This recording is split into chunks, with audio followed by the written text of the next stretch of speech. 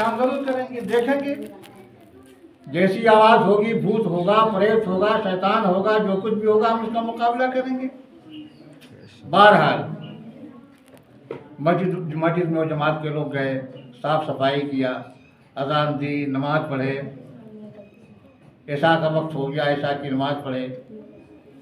अमीर साहब ने सब साथियों से कहा कि आप लोग सो जाएं, आराम करें, और मैं जागूंगा, देखूंगा कौन सा भूत आता है, कौन सा शैतान आता है और कैसी दर्दनाक आवाज़ निकलती है। बहरहाल जब आधी रात हुई, सारे साथी लोग सो रहे हैं, अमीर साहब बैठे हुए हैं इस इंतजार में कि वो शैतान आवे, जिन्नात आवे। तो जब 12 बजे, रात के 12 बजते हैं, तो एक आवाज़ आती है मस्जिद के अंदर से, न्याय की भयानक और खौफनाक। अमीर साहब डरे नहीं, कहा कि भाई बताओ तुम कौन हो, जिन्नात हो कि भूत हो कि प्रेत हो, क्या हो, मेरे सामने तो आओ, बताओ तो।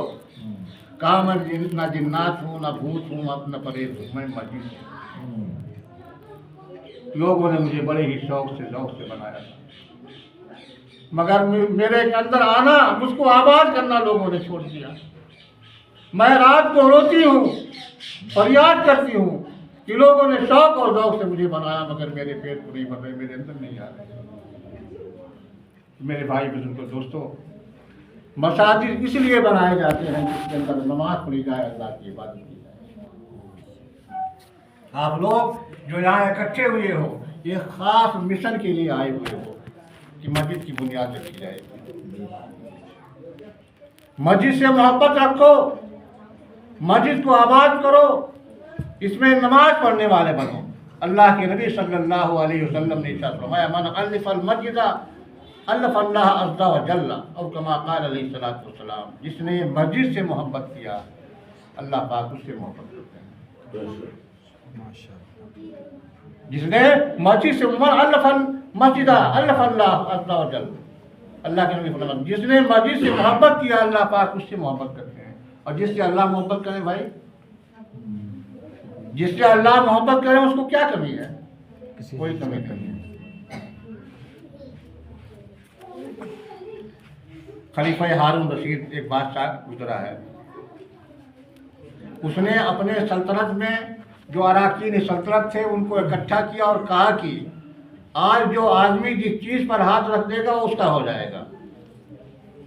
सारे लोगों ने जो है अजीब अजीब चीज़ों पर, कीमती से कीमती चीज़ों पर हाथ रखा, किसी ने हीरे पर, किसी ने चांदी पर, किसी ने सोने पर, किसी ने और किसी सामान पर हाथ रखा। बादशाह के पीछे उनका गुलाम अयाज खड़ा था, उसने बादशाह की पीठ पर हाथ रख दिया। कहा हुजूर, बादशाह ने कहा कि मेरे पीठ पर हाथ रखने से क्या फायदा? कहा हुजूर, जिन लोगों ने जिस चीज पर हाथ रखा वो उसी चीज उसकी हो जाएगी। मैं आपसे मोहब्बत करता हूँ, और जब आप मुझसे मोहब्बत करने लगेंगे तो मुझे पूरी हुकूमत, पूरी सल्तनत मेरी हो जाएगी। तो जिससे अल्लाह मोहब्बत करने लगेंगे तो पूरी दुनिया, पूरी कायनात उसके हाथ में। बात समझ में आ रही कि नहीं आ रही? अल्लाह हुजूर फरमाते हैं, जिसने मस्जिद से मोहब्बत किया, अल्लाह पाक उससे मोहब्बत करते हैं, और जिससे अल्लाह पाक मोहब्बत करने लगे उसके लिए कोई कमी नहीं। तुम मिल गए तो मिल गया सारा जहां, मुझे किस चीज़ की कमी है, किसी चीज़ की। अल्लाह अगर मिल गया तो सब कुछ मिल गया, है कि नहीं? आपने वाक़यात सुने होंगे बुजुर्गों के कि नहीं, जो चाहते हो कर देते हैं, ऐसा कर दिया वैसा कर दिया, अनहोनी काम जो है कर देते हैं। कैसे करते हैं? वो अल्लाह से मोहब्बत करते हैं और अल्लाह उनसे मोहब्बत करता है, और जिनसे अल्लाह मोहब्बत करता है उसके लिए कोई कमी नहीं है। पूरी दुनिया, पूरी कायनात उसकी मुट्ठी है। और यही नहीं बल्कि अल्लाह पाक ने कुरान पाक में इरशाद फरमाया, इन्नमा युअम्मिरु मसाजिदल्लाहि मन आमन बिल्लाहि वल यौमिल आखिर व अक़ामस्सलात व आतज़ ज़कात व लम यख़्शा इल्लल्लाह। मस्जिद वही लोग आबाद करते हैं, मस्जिद वही लोग बनाते हैं जिसको अल्लाह पर और क़यामत पर ईमान है। ईमान वाले ही मस्जिद बनाते हैं। वाक़ामस्सलात और नमाज पढ़ते हैं, वातज़ ज़कात और ज़कात देते हैं, वलम यख़्शा इल्लल्लाह, और अल्लाह के अलावा किसी से नहीं।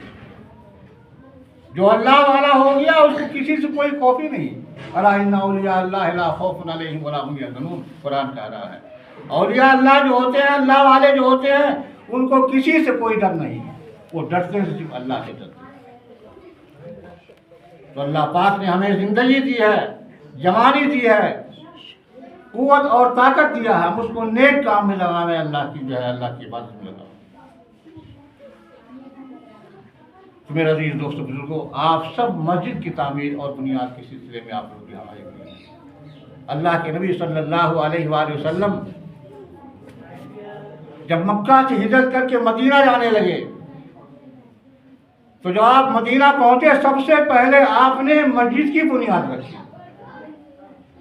सबसे पहले हुजूर नबी करीम अलैहिस्सलाम ने मदीना पाक में सबसे पहले आपने मस्जिद की बुनियाद रखी।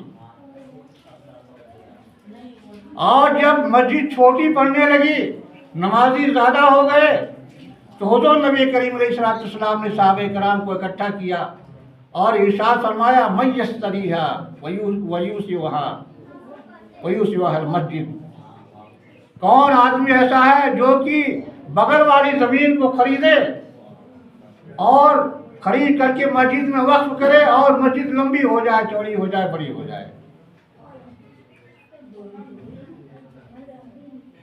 अतल्लाहु मिसलुहा, तो अल्लाह पाक उसी जैसा उसको घर जन्नत में देंगे, फिर जन्नत।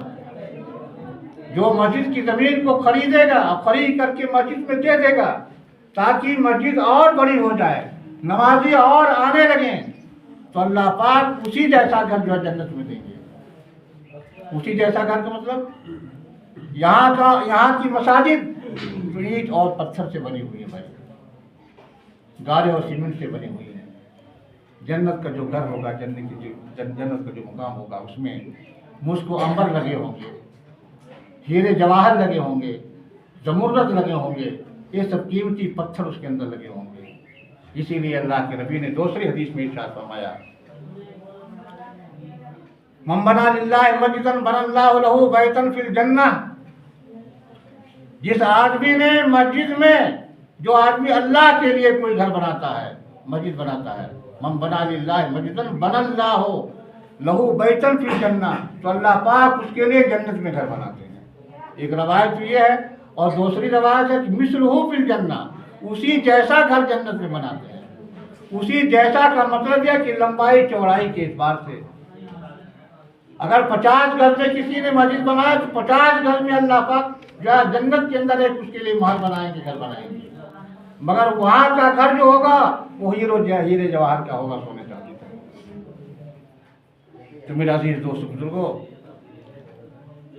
ये सब चीज़ें हुजूर नबी करीम अलैहिस्सलाम ने इरशाद फरमाई। अब हुजूर ने ऐलान फरमाया कि कौन आदमी है जो कि मस्जिद के लिए ज़मीन को खरीदे ताकि मस्जिद लंबी हो जाए, तो है तो उस्मान गनी रज़ी अल्लाह ताला अन्हु उठे,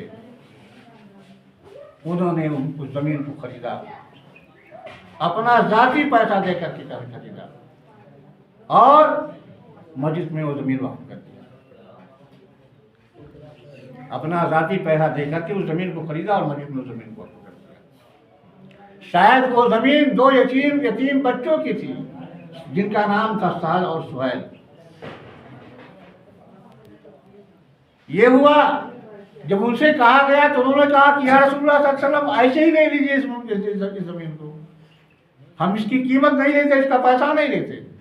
मगर चूंकि यतीम बच्चे थे, हुजूर ने फरमाया कि नहीं, बिना पैसे की हम नहीं लेंगे, ताकि कल को कोई आदमी ये ना कहे कि यतीम बच्चों पर जुल्म किया गया है, ये नासमझ से बच्चे थे। इसलिए हुजूर नबी करीम अलैहिस्सलाम ने जो ज़मीन की कीमत अता फरमाई। तो मेरे अजीज दोस्तों बुजुर्गों, बड़ी फजीलत मस्जिद की है।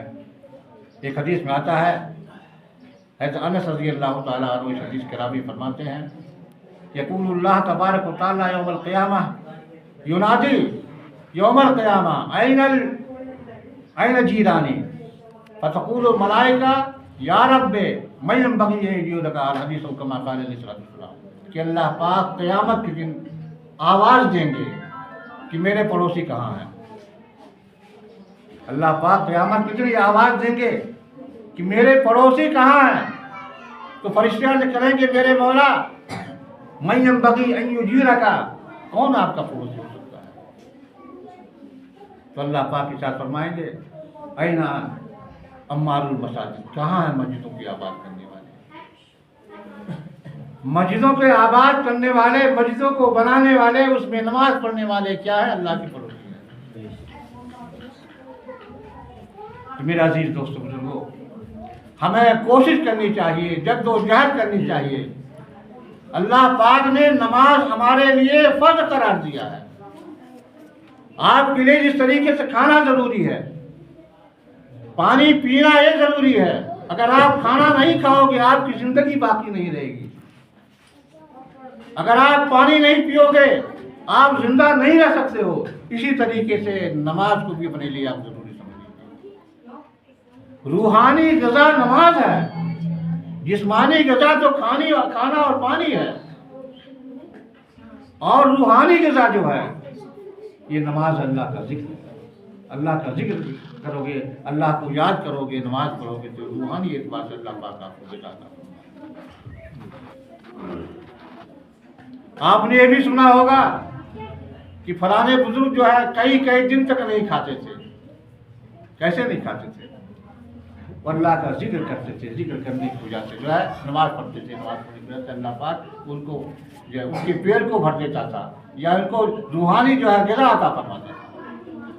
आप फ़ज़ाइल अमाल में देखो, कुछ लोग जो है ये भाई शेख का वाक़या लिखा हुआ है, शेखुल हिंद रहमतुल्लाह अलैह का इब्तिदाई में वाक़या लिखा हुआ है फ़ज़ाइल रमज़ान में। देखिए कि सिर्फ एक दो रोटी खाते थे 24 घंटे में, और पूरा लगे रहते थे पूरा रमज़ान अल्लाह की बात करें। कभी कुरान पढ़ रहे हैं, कभी जिक्र कर रहे हैं, कभी तरावी पढ़ रहे हैं, कभी यूं ही का नाम है दौड़ कर रहे हैं कुरान का। अब आपके सामने रमज़ान आ रहा है, रमज़ान का रोज़ा भी भाई सब पर फर्ज है। रखोगे कि नहीं रखोगे?